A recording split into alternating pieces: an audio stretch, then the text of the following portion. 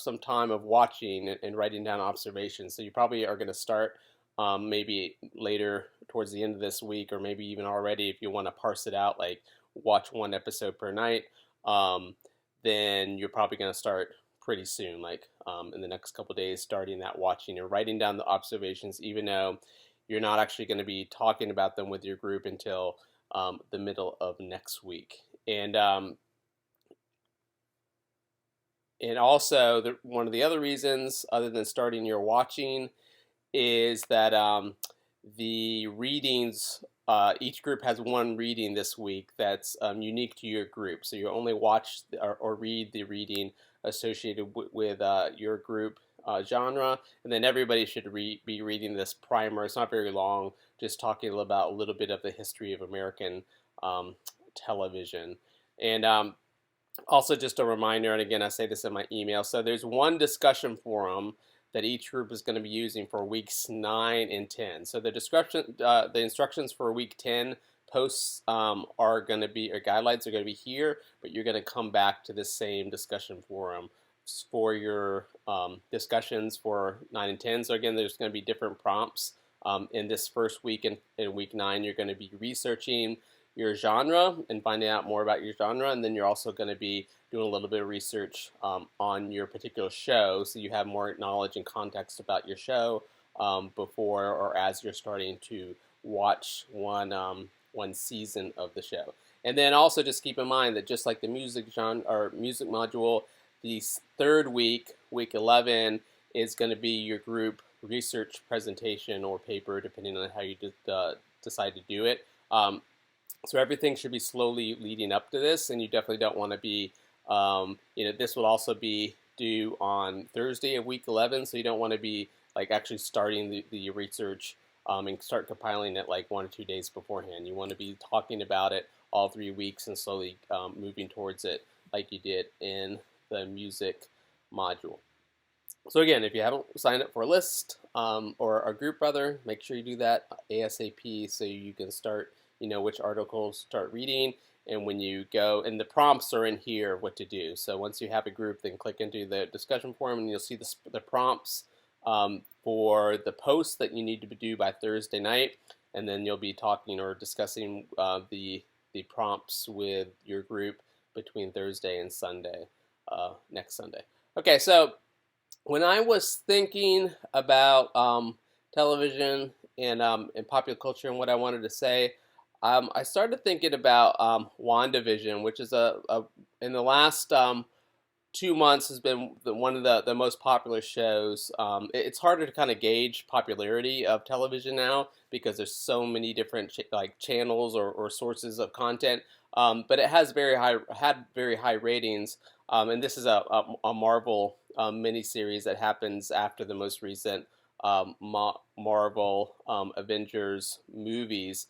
And the reason why I want to talk about it is because the main character, Wanda Asimov,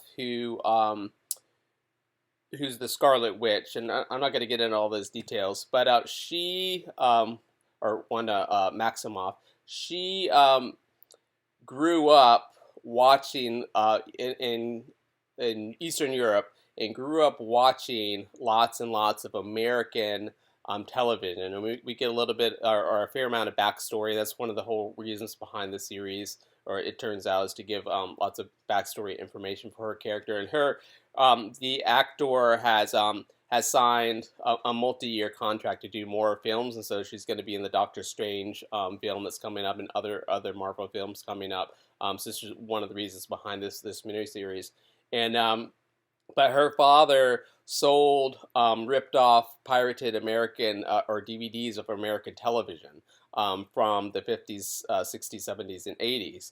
And so in this, she's kind of creating an alternative reality for herself and her family. And I'm not going to get into it, but every season or every episode, we would see kind of her new life in the mode of first the 1950s Americans sitcoms, and then 1960s 1970s and 1980s. And for some of my generation, it was kind of interesting because I was somewhat familiar with all those shows, like Leave It to Beaver. And in the 60s, when I was really little, there would be reruns of that. Even though I was little in the late 70s and 80s, there wasn't so much content that there wouldn't be tons of reruns from even stuff from the 50s and 60s. So like the episode that mirrored sitcoms from the 1960s were like Bewitched and the Brady Bunch, and then the 1970s, or the 1970s for Brady Bunch, and then uh, Full House for the 1980s, Malcolm in the Middle for the 1990s, and others. Um, and so this becomes for a kind of a viewer who's thinking about what they're trying to do and making a comment about popular culture. The whole series kind of becomes a metaphor for the role of television in helping us to shape our own identities and to think about our lives and to kind of understand, what culture is in the world and what our roles are in the world. So it's a great metaphor, whether or not you like the miniseries in that way. It kind of befuddled a lot of people in the first few episodes that weren't sure what the hell's going on.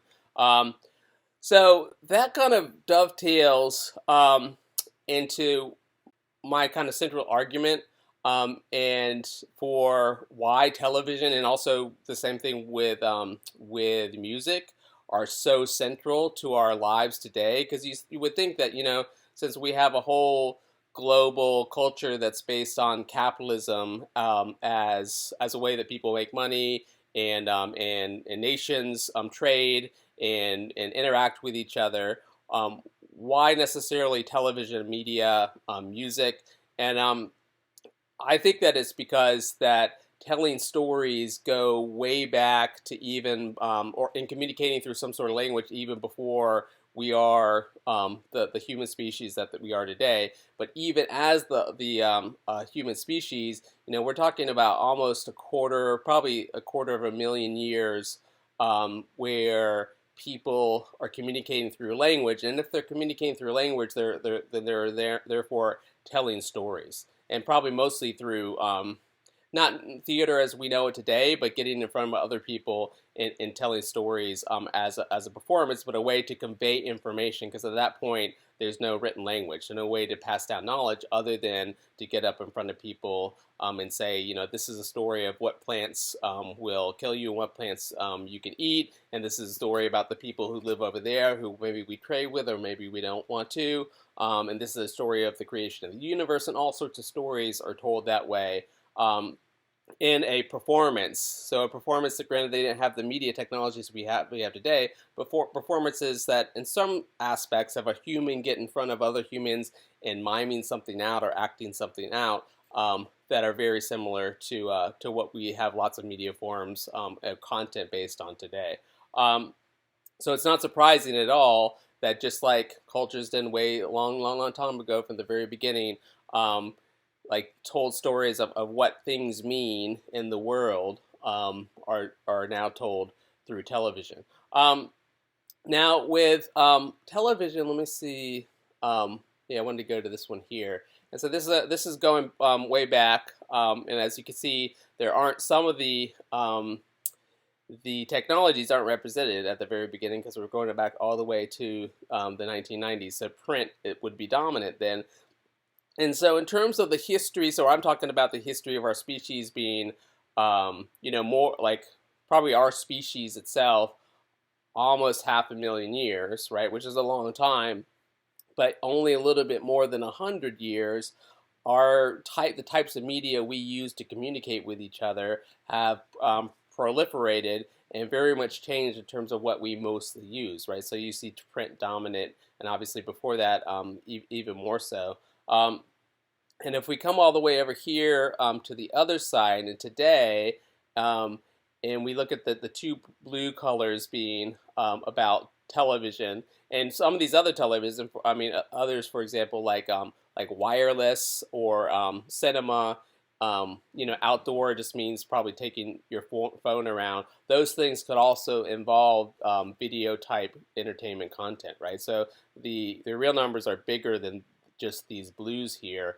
And then you can also, though, think about when I was a kid, and I've talked to you more about, my generation being one of the first raised on television. Here, I was still pretty young in 1980, but still, television really dominating them, right, at that point, and not as many. I mean, at that point, a fair number of sources of content, but certainly not at all what we have today. And then we come over to the right hand side. So, and I do sometimes have a conversation with students, and they're like, well, television's old, social media is going to take over it. And my argument kind of against that is because the way they communicate is very different. Because social media, at least the tools and platforms we have now, based on sending quick type messages to a whole lot of people, or sometimes not. Sometimes you might have a smaller group of people, or you want to keep it private. But it's faster type communication, right? And so I don't think that at least the social media, the way we have it now, does not dominate the long format of storytelling that television, and by television I'm including Netflix. So everything, all the sources of long form video based storytelling, because there's lots of platforms for delivering that nowadays, is still just as popular, and even more so because of the reach. So for example, we see here the numbers of hours American households watch per day. And we have, I would have thought, like, not even looking at this and not researching it before this, I would have thought it would have been back in the 80s and 90s when there wasn't the internet, right? But in fact, like I said, the internet, smartphones, they extend the possibility of where you can participate and watch TV, right? So before, it was tethered to the home, so the one or two television sets in the home, and that was about it, right? And now there's the possibility for it to be ubiquitous. Everywhere you go, you take your smartphone, and you have the potential to be able to watch television. And again, I mean television very broadly. We see it going down here a little bit, and we'd have to research a little bit more in terms of why that would be. And maybe they aren't counting certain forms of using mobile phones. We'd have to see exactly what the parameters of this research was. And with that in mind, oh, and here's another. Sorry, this is like really blurry, but what basically we have households with at least one television set, and this would be let's see, 90s. So this would be the 1960s here, and so by the 1980s, right here, a saturation of almost 98%. And this is for the whole world. Now, there would be certain places where it's more of a village-based kind of community, but this would count if there was like one or two televisions somewhere in a village or in a restaurant in a village or somewhere. And again, at this point, it would be a lot broadcast, not necessarily cable or over the internet the way we have today, but just in terms of penetration for the global population. Television is also extremely, extremely dominant, more so than any other medium. So I've also been thinking about, so what do I want you as students to focus on in these assignments? And in general, the main thing you're kind of doing is getting ready for your final project, where either you or a max of just you and one other person that you choose work on a project where you do a whole pop culture analysis the way we've been learning how to do it, with narrative analysis and political economy, and breaking down with a close reading, bringing everything together for one topic that you chose. So, and it could be some things that we haven't done so far, or some platforms or cultural object types, like you could do a video game, you could do a book series, but it has to be popular culture. So it can't be, even though you could do this sort of analysis with something that's kind of a cult And usually, if you're called like a cult classic or a cult has a cult following, and and nowadays it still would mean that maybe a million people or more are interested in it, and a million people out of the whole global population, honestly, is not that much. But still, even though we're doing all these things, we want to really think about how is this program or this cultural object that you've chosen, this text, how is it dealing with how is it making meaning, and what type of meanings and values is it kind of putting out there to what audience, and why might it be doing that? And this is just a paragraph that I flagged from a reading that you don't have to read, but it's a very famous book. Um, and and so, why is that particular text kind of making those meanings? How is it making those meanings? What fans or audiences are identifying it, engaging it, and why do you think they are? To kind of better understand the global reach and impact of popular culture. Um, for let's see, let me go back to again. This is just another infographic I have here in terms of how popular and how many hours a day people are watching any kind of like audio video or audio visual entertainment or informational type content. Um, and one question I think that could come up is, well, okay, Dr. Lillie, why, we're taking this class and it's interesting to watch, or learn how to break these down and analyze these popular culture texts. But what's the point, right? And from the point of a student in college, especially a communication student, these are the industries you will be going into, right?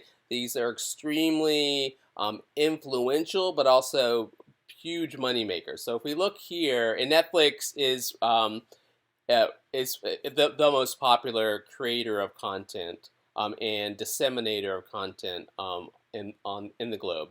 Um, and they have a pretty big, especially those students who, for example, have gone abroad, Loyola students, like they realize that Netflix has like all sorts of subsidiaries all over the globe, and generally they will specialize in the content of that area, right? But still, they have really branched out in the last 5 to 6 years. And if we see here in the fourth quarter of 2020, and again, this is partially because of the pandemic, and people are staying at home and watching even more television. They generated total revenue of $6.64 billion. Like that's gigantic, and you see the difference in the kind of pandemic um, bubble here is shown by the fact that the year before their revenue is 1.8 billion. Now that's not profit necessarily. It's just revenue, and if you're doing a case study on Netflix, that they do spend a whole lot of money on making shows and coming up with and making agreements with other content providers to be able to be the sole, and not necessarily always the sole, but certainly the most popular distributor of a film or a group of films or TV shows.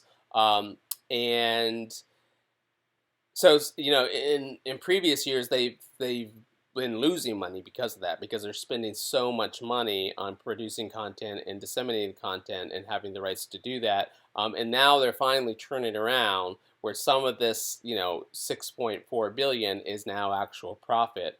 And they're projecting more and more to be that way. But this is a gigantic and not going down industry in terms of this type of entertainment making. Okay, and and then one other thing I wanted to point out, we haven't necessarily talked about as much. The title of the course is American Popular Culture, and we could have a whole course on, for example, what the one reading focused on that I asked you to read, everybody to read, that talks about the history of American television. This part is about the 1970s, and you could have a whole a whole course just on that, and on American television, or you could have a whole course on American cinema, on American music. So one of the reasons why we don't necessarily focus as much on the American part is just because we're really focusing on you learning how to be a popular culture analyzer and understanding, how to critique it and understand it from multiple points of view. But if we do pause and think about the American aspect of it, America has, or United States industries have dominated television since pretty much the very beginning. Now, there were, in terms of we could also have like, and you probably did when you took Introduction to Communication, you probably had a module where you talked about the history of important technologies and communication, such as television, and you read a little bit about some of the innovators, and there were multiple innovators in television as a technology. And because at that point radio was already a huge commercial success, and radios were a technology that designed so that middle class people in America could afford that radio set. And there were large corporations who were making radios and technologies for the home like that, so that when those technologies for television came along, these large corporations like GE and Panasonic were able to produce the television sets and also the hardware to be able to shoot with cameras, and the formats typically were the formats from radio. So they were already doing situational comedies in radio. They were doing dramas. They were doing adventures, and taking those and doing them in a visual format. And so it happened pretty quickly that we're starting to have content for these. At first, not in too many homes in America, but pretty quickly in a number of years, millions of homes in America having those TV sets. And because we have so many people, and at that point, so many middle class people in America who were able to afford television sets, and therefore, and also advertisers who wanted to get the attention of those people, the television content also was a big money maker. And we're not just talking about in the industry for television and films are very much meshed to get together. So when you started having now globally more a larger percentage, back to this chart of the world having, so we have 1980s, 60s. So by the 1960s, a huge percentage of people throughout the world had access to being able to watch television at least part of the week.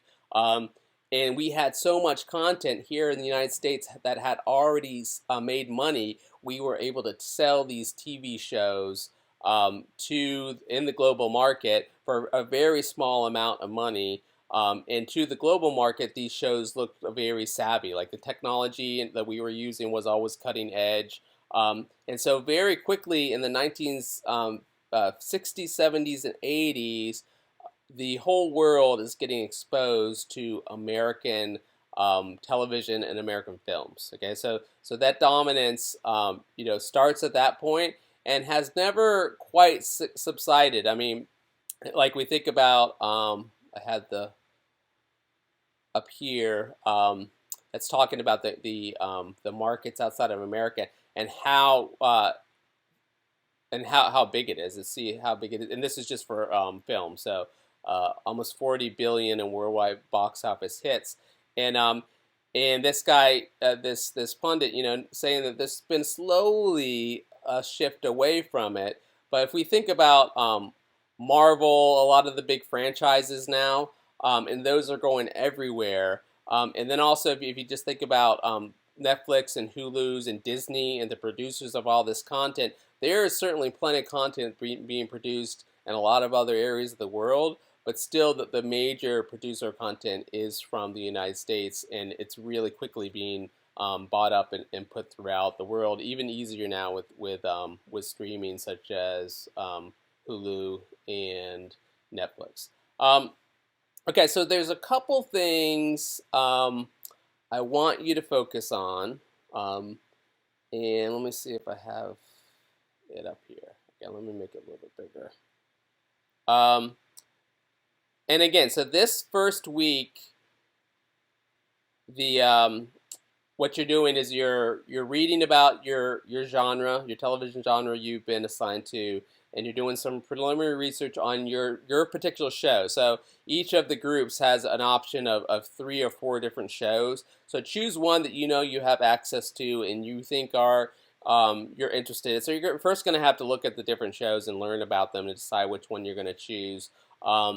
And then you're doing the research on it, so you have know a little bit more when you're going into the watching. Now, when you are doing your watching, however many episodes you watch, make sure you take notes and you're thinking about it critically. Okay, so you're not watching it as someone who's just sitting on the couch and you're just trying to get entertainment and not thinking about it. Granted, like even the person who's just getting entertainment, it's never just entertainment. It's engaging your identity and engaging their mind in different ways. It all depends on the content and who that person is, right? But you want to go to the next level as you're trying to be really critically thinking about what's going on with this show. So here's just a few things I want you to think about.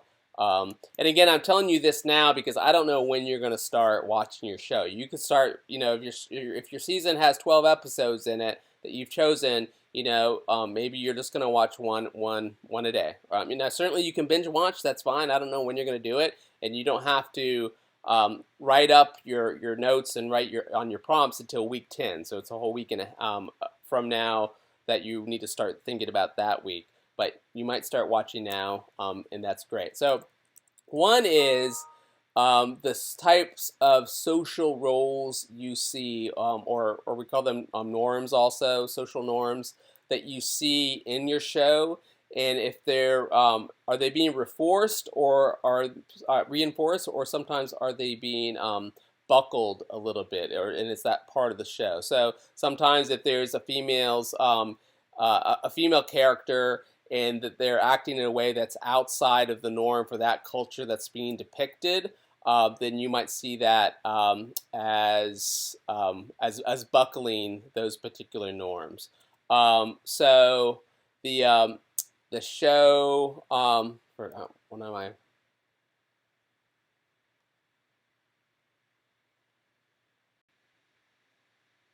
Sorry, I wanted to pause real quick because I didn't have a picture of the Queen's Gambit. So the Queen's Gambit was one of the most popular shows of the year in on Netflix. And as you know, like I said, Netflix is the biggest producer and disseminator of television content.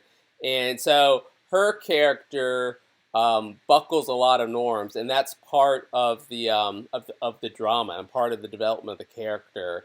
Um, so this would be classified as, in fact, I guess I probably could have maybe included this in the historical drama or fiction, but it does really focus so much on her character as opposed to a point in history that it didn't include it, even though it's very much a period or drama. But she is, in terms of the way she's acting, like her she just doesn't fit any of the classic norms of a 1940s or 50s or 60s woman, and intentionally kind of goes against those, but just because that's in her nature. She doesn't even really think about wanting to conform to what all the men in this in chess dominated world, but also in those in America in the 1950s, 60s, and 60s, so it spans those 2 decades, think that a woman should be doing at that point. And so there's lots of gender roles that are buckled in this particular show, and that's part of the drama. And also, it's the same thing for her mother's struggles to be a traditional housewife and mother, and that's also part of the characters, working through that drama. So look at that. So, and then some of those, and note it also when the social roles or norms of the time are also reinforced. Okay, so are female characters acting or acting out those particular roles of that particular time. And sometimes you might note, maybe surprisingly so, that there are a lot of social roles and norms that are played out and are reinforced in shows, especially things like science fiction, for example. Like you figure that science fiction or fantasy, they could have all sorts of different roles for different genders and races of characters, and sometimes even though that they have a certain fantasy aspect that's very different, or very, we might think of it as fantastical.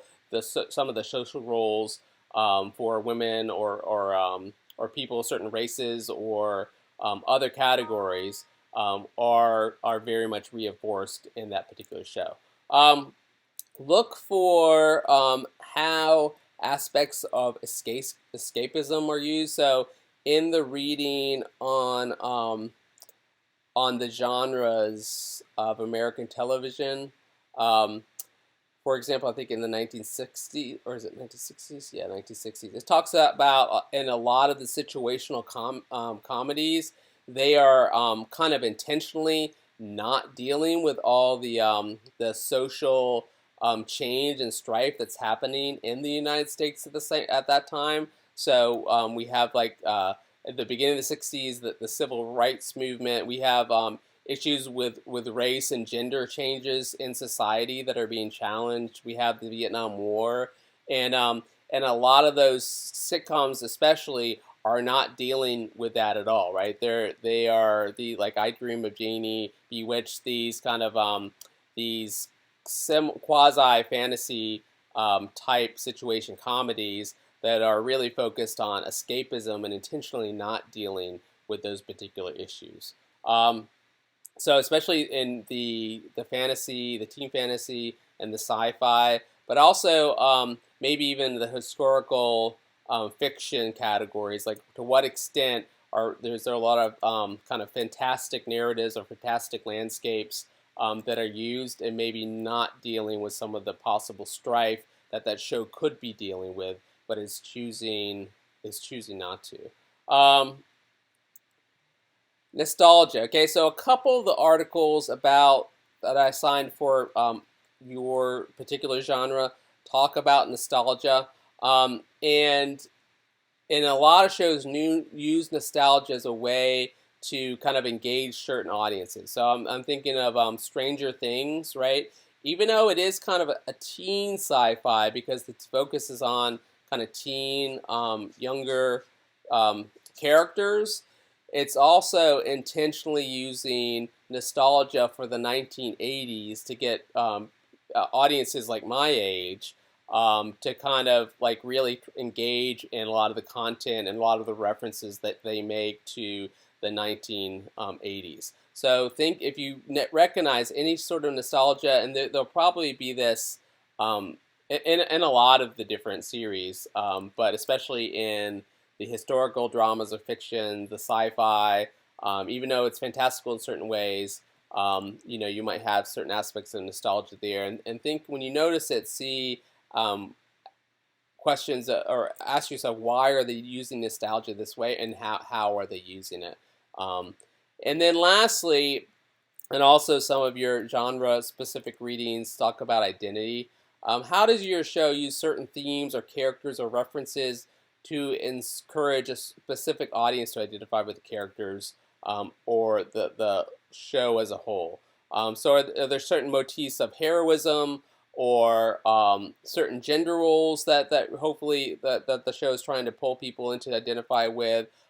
Like the teen fantasies, for example, often have certain kind of stereotypes of different things that teens have to deal with as a rite of passage in their life, and kind of grappling with their own identity, whether it's sexuality, or with that they don't want to identify or conform to certain gender roles, or who am I to be as a person in this particular universe. Those are the kind of questions that the characters are asking themselves, and the drama that they're having together. And how do those particular things or characters try to encourage like specific groups, like maybe other or teen viewers, to identify with that particular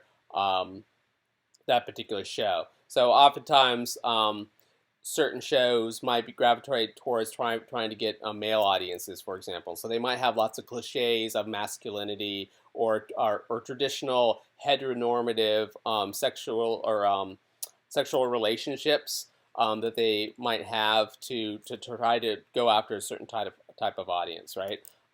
So think about different aspects of the characters and themes in the show that might be trying to go after a certain audience.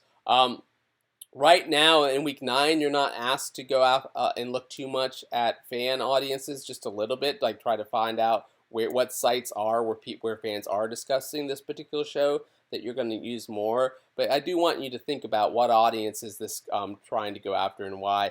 And when you do your research on your show, you might find some entertainment journalists writing about what audience, what demographic that particular show is trying to go after, and that helps you to think about, well, okay, this makes sense because this is the type of identity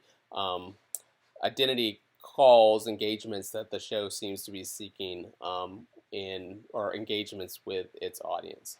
So again, just when you're starting watching your show, just be prepared, and that's why you should do the research on your show beforehand so that you can be a really critical viewer and take some notes, because in the week 10 post on the discussion forum, you're going to be asked several questions about the show. So you're going to, if you see any examples of these things, write them down while you're watching so that you're able to refer to them later. If you're watching on your computer, you might even take some screen captures. If there's a particular scene that's kind of really loaded and you want to talk about later, then take a screen capture of it. So in your discussion forum, you can upload that image and it makes it easier for me and the other people in your group when they're reading your writing to understand what was going on in that particular scene. Okay, so lastly, one of the things that I'm interested in you thinking about and learning about is how your audience, or I'm sorry, how your genre has changed over time.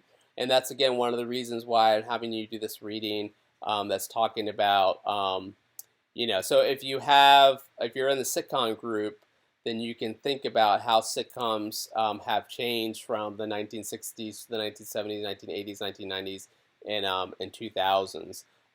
And one of the reasons why, the obvious reasons why genres change is because the audiences have changed, what the audiences are looking for in terms of format, in terms of how, for example, comedy is delivered, and the types of motifs that they would be, topics that we'd be talking about. The audiences have changed. Ideologies and values and acceptable type representations will have changed. So that's another reason that the genres change.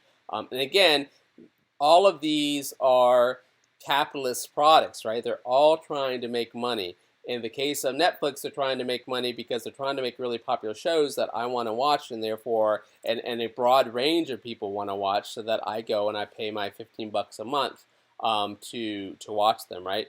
For other types of television that are still are on cable, for example, and broadcast, they are trying to create shows that large advertisers are going to want to put their advertisements for their products at the commercial breaks, right? And to do that, you have to show, okay, well, this show garnered so many million people watching it last week, for example. But it also depends on what you're going to break down the demographic and say, well, this many people between 18 and 34, which is a very prime marketing demographic, were watching it. Okay, so as opposed to older people. So that's one of the reasons why if you watch the nightly news, you see all these commercials for pharmaceuticals, right? For medications. And that's because the vast majority of people who watch those programs are 50 and above, who might be interested in medications for people that age, the different ailments that they're likely to have. And then, of course, changes in technology in terms of the technology of producing a show is another reason why a genre might change in its format and what the shows look like.